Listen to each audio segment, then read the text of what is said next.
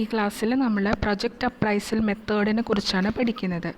അപ്പോൾ നമ്മൾ investment decision എന്താണെന്ന് നോക്കി, അത് കഴിഞ്ഞിട്ട് ക്യാഷ് ഫ്ലോ എന്തിനു വേണ്ടിയിട്ടാണ്. ക്യാഷ് ഫ്ലോ എന്ന് പറഞ്ഞാൽ ഡിസിഷൻ റിലേറ്റഡ് ടു ഇൻവെസ്റ്റ്മെൻറ്റുമായി ബന്ധപ്പെട്ട് വരുന്ന എല്ലാ ക്യാഷ് ട്രാൻസാക്ഷനെയും നമ്മൾ ക്യാഷ് ഫ്ലോ എന്നല്ലേ പറയുക.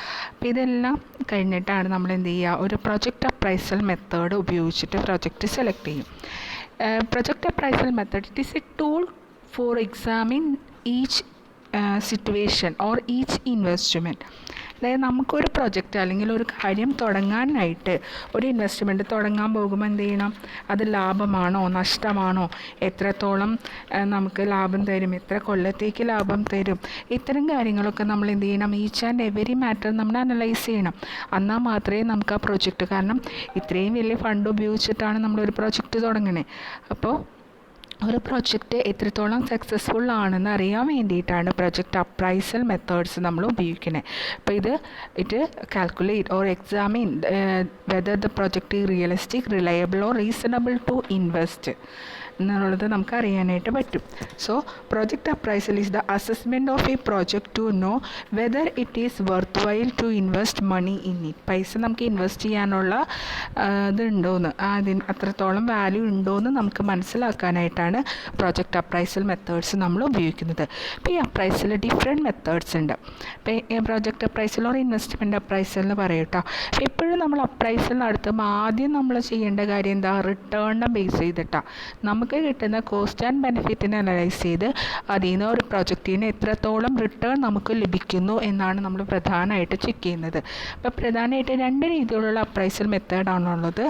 Non discounting techniques or traditional മെത്തേഡ്സും ഡിസ്കൗണ്ടിങ് ടെക്നിക്സ് ഓർ മോഡേൺ മെത്തേഡ്സും. അപ്പോൾ അതിൽ നോൺ ഡിസ്കൗണ്ടിങ് ടെക്നിക്സ് എന്ന് പറഞ്ഞാൽ it does not consider time value of money. Time ഫാക്ടറിനെ നമ്മൾ കൺസിഡർ ചെയ്യാത്തതിനെയാണ് നമ്മൾ നോൺ ഡിസ്കൗണ്ടിങ് എന്ന് പറയുക.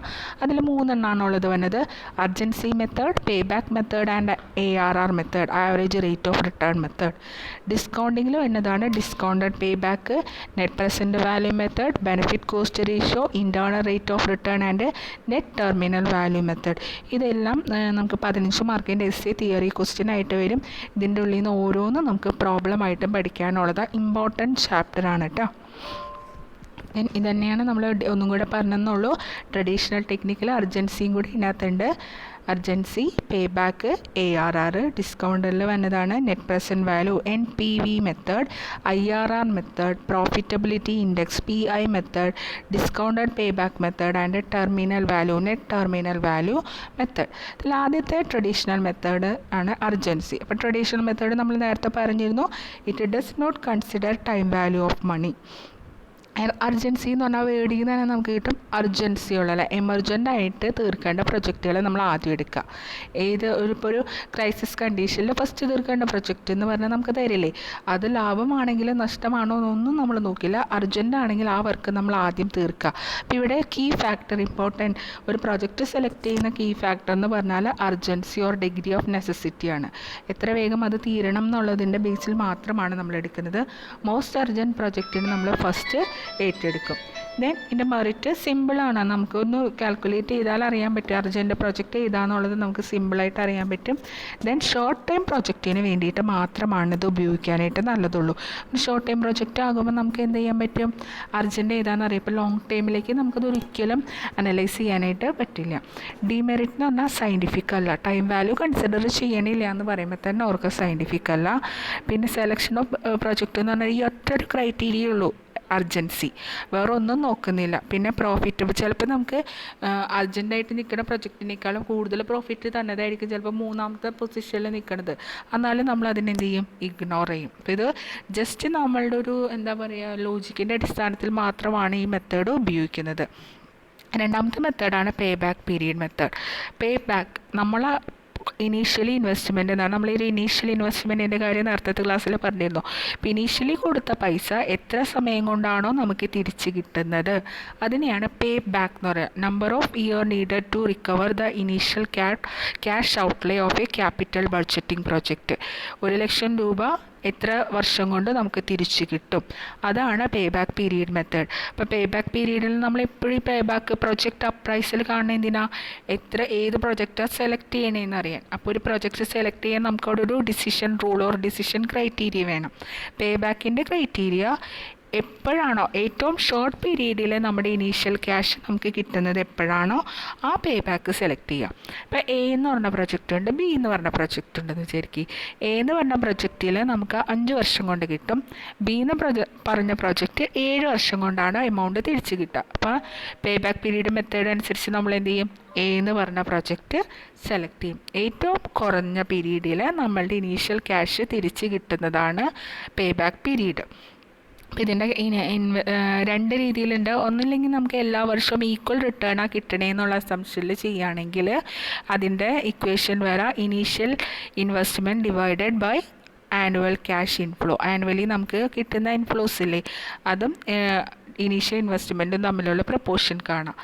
ദെൻ അൺഈവൻ ആണെങ്കിൽ പേ ബാക്ക് പീരീഡ് അൺഈവൻ എന്ന് പറഞ്ഞാൽ കറക്റ്റായിട്ടല്ല കിട്ടുക. ചിലപ്പോൾ നമുക്ക് ഒരു പ്രാവശ്യം കിട്ടുന്നത് 10,000 ആയിരിക്കും, നെക്സ്റ്റ് നമുക്ക് എന്ത് ചെയ്യുക 15,000 കിട്ടുക. അങ്ങനെ അൺഈവൻ ആയിട്ടാണ് കിട്ടണമെന്നുണ്ടെങ്കിൽ ഇക്വേഷൻ വരാം E plus B by C. E എന്ന് പറഞ്ഞാൽ year immediately preceding the year of recovery, തൊട്ട് മുമ്പത്തെ ഇയർ. ദെൻ എമൗണ്ട് എത്രയാണോ ബാക്കിയുള്ളത് ക്യാഷ് ഇൻഫ്ലോ. അപ്പോൾ ഇത് രണ്ടും നമുക്ക് പ്രോബ്ലം ബേസ്ഡ് ചെയ്യാനുള്ളതാണ് കേട്ടോ. Okay, then next method. ഇതിൻ്റെ അഡ്വാൻറ്റേജ് എപ്പോഴും പേ ബാക്ക് പീരീഡിൻ്റെ അഡ്വാൻറ്റേജ് വരുമ്പോൾ ഈസി ടു അണ്ടർസ്റ്റാൻഡ് ആണ്. പിന്നെ നമുക്ക് കുറച്ചും കൂടെ ലിക്വിഡിറ്റി ബേസ്ഡ് ആയിട്ട് നമുക്ക് അറിയാനായിട്ട് സാധിക്കും. ഡിസഡ്വാൻറ്റേജ് എന്ന് പറഞ്ഞാൽ main time value of money നമ്മൾ എടുക്കില്ല. ക്യാഷ് ഫ്ലോസ് ഈ പേ ബാക്കിൻ്റെ ഒപ്പം തന്നെ നമ്മൾ എടുക്കാം.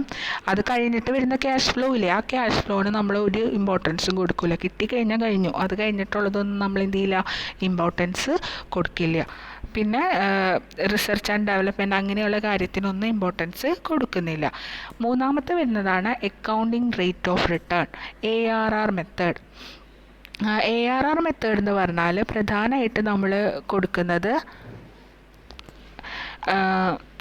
അക്കൗണ്ടിങ് പ്രോഫിറ്റിൻ്റെ as a percentage of outlay, accounting profit as a percentage of ഔട്ട്ലേയുടെ അടിസ്ഥാനത്തിലാണ് നമ്മൾ എന്ത് ചെയ്യുക ARR ഉപയോഗിക്കുക. അതായത് അക്കൗണ്ടിങ് നമ്മുടെ നോൺ ക്യാഷ് എക്സ്പെൻഡിച്ചറായിട്ടുള്ള അക്കൗണ്ട്സ് ഒക്കെ കൂടി ഉപയോഗിച്ചിട്ട് നമ്മൾ എന്ത് ചെയ്യുക, അത് ക്യാഷ് ഔട്ട് ഫ്ലോ എത്രത്തോളം നമുക്ക് പെർസെൻറ്റേജ് വൈസ് കണ്ടുപിടിക്കും. നമുക്ക് ഇക്വേഷൻ വരുമ്പോൾ കുറച്ചും കൂടെ നിങ്ങൾക്ക് അത് കിട്ടാം. അതായത് ആ പെർസെൻറ്റേജ് കൂടുതലുള്ളതൊക്കെ നമ്മൾ സെലക്ട് ചെയ്യുക. അതായത് നമ്മളൊരു ഓരോ ARൻ്റെ ഒരു മിനിമം ആക്സെപ്റ്റബിൾ റേറ്റ് വെച്ചിട്ടുണ്ടാകും. ആ മിനിമം ആക്സെപ്റ്റബിൾ റേറ്റ് എത്തിയിട്ടുള്ള പ്രൊജക്റ്റുകളൊക്കെ നമ്മൾ എന്ത് ചെയ്യുക, സെലക്ട് ചെയ്യുക. അല്ലാത്തത് നമ്മൾ എന്ത് ചെയ്യുക, റിജക്റ്റ് ചെയ്യുക. അപ്പോൾ അതിൻ്റെ equation average net income divided by average investment ആണ് കേട്ടോ ഇക്വേഷൻ വരുന്നത്. അപ്പോൾ ഇത്രയും കാര്യങ്ങളാണ് ഫസ്റ്റത്തെ ട്രഡീഷണൽ മെത്തേഡ് മാത്രമേ നമ്മൾ നോക്കിയിട്ടുള്ളൂ. അപ്പോൾ ഇതിൻ്റെ നോട്ട് മിസ് അയച്ചു തരാം. ഇത് നിങ്ങൾ വായിച്ച് നോക്കുക, നോട്ട് ഉണ്ടാക്കുക, ഒരു എസ്സേ പോലെ നിങ്ങൾ എഴുതി വെച്ചേക്കണം. നോട്ട്ബുക്കിൽ സബ്മിറ്റ് ചെയ്യാനായിട്ട് എഴുതി വെച്ചേക്കണം കേട്ടോ.